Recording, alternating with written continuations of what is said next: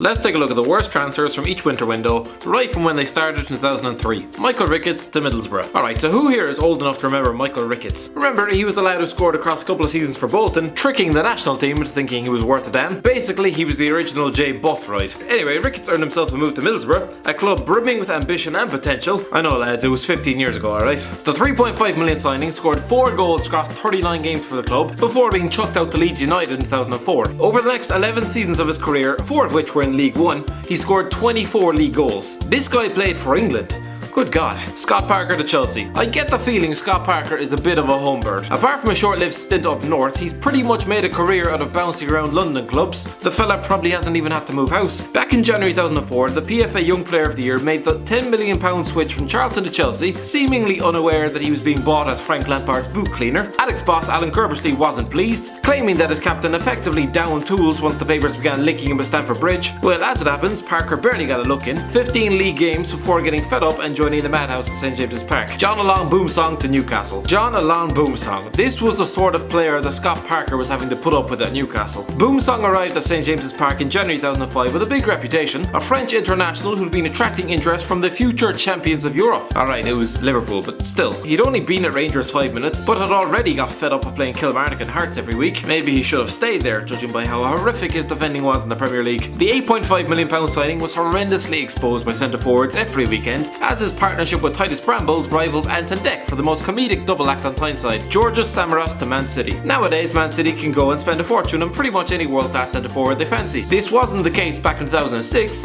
when they forked out £6 million for Georgios Samaras, a lad who looked more concerned with straightening his hair than putting the ball in the net. The gangly Greek international scored 8 league goals across 59 league games, before getting shuffled off to Scotland before the potential investors caught sight of him. Julius Agahawa to Wigan. In January 2007, Wigan Athletic were in the throes of a relegation battle, but come on, when weren't they? The signing Nigeria international Julius Agahawa from Shakhtar Donetsk looked a coup. Sure, he'd been battering them in during the Champions League games, most memorably with a double against Barcelona. There'd be no doubles this time though, not even singles. Wigan stayed up, but no thanks to this guy. 0 goals in 6 games before netting another bag of nothing the following season. 20 games, 0 goals. So you can score against Barcelona, but not against Portsmouth. Yeah, that makes sense. Afonso Alves to Middlesbrough. Yeah, we couldn't have a list of January flops without including Afonso Alves. Now, if you look at 2 of his games in isolation, you would have thought this lad had been a superstar at Middlesbrough. A double against Manchester United and a hat-trick against Man City. How on earth did that 8-1 defeat not scare off Sheikh Mansour and his bag of money? It was just a shame for Alves about the rest of the games. Sure, his record in Holland was insane. 45 goals across 39 games was incredible, but the fact he only ever scored 10 league goals in 18 months for Boro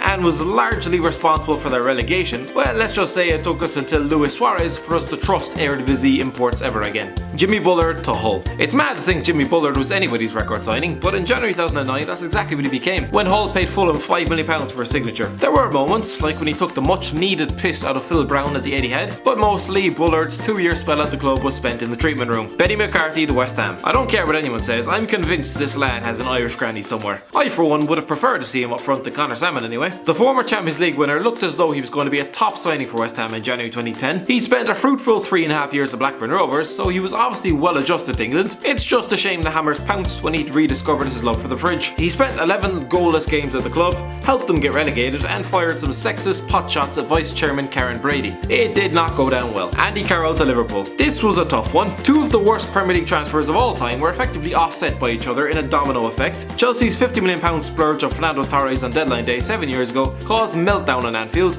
and so they panicked, putting £35 million into Mike Ashley's pocket, who probably found it hard to keep a straight face during the negotiations. The one-dimensional Andy Carroll was off to Liverpool and proved to everyone that no, he wasn't the second coming of Shearer after all, with 6 goals in 44 league games. Nikita Jelavic to Everton. Maybe this is a bit harsh on Nikita Jelavic, considering the Croatians started like a house on fire at Goodison Park. The Toffees paid £5 million to Rangers for his signature, and somehow finished as the club's top scorer despite arriving halfway through the season. Victor Anichebe, hang your head in shame. But just like Cisse, he tailed off dramatically, seemingly forgetting how to play football, scoring 7 goals in his next 46 league games. Wilfred Zaha to Manchester United. He may not have joined until the summer, but the deal was struck in January when Sir Alex Ferguson agreed a potential £15 million deal with Crystal Palace for Wilfred Zaha. By the time Zaha arrived at the club, Fergie was gone, the Everton boss was in his place, and he barely got a look in, playing 2 league games. David Moyes, the man who rated Adnan Januzaj higher than Zaha. I wonder what his daughter thought.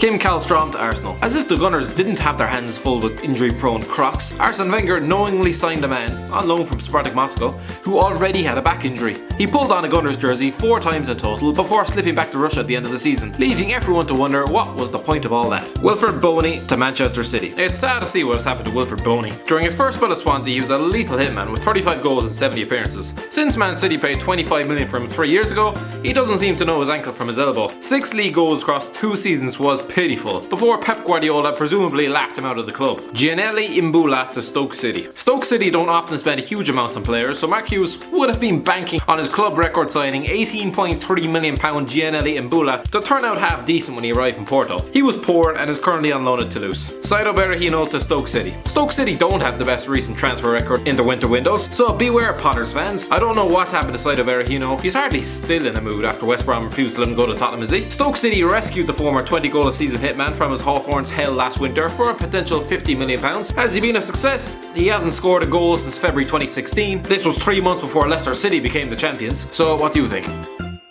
Thanks for watching. Don't forget to like, share and subscribe.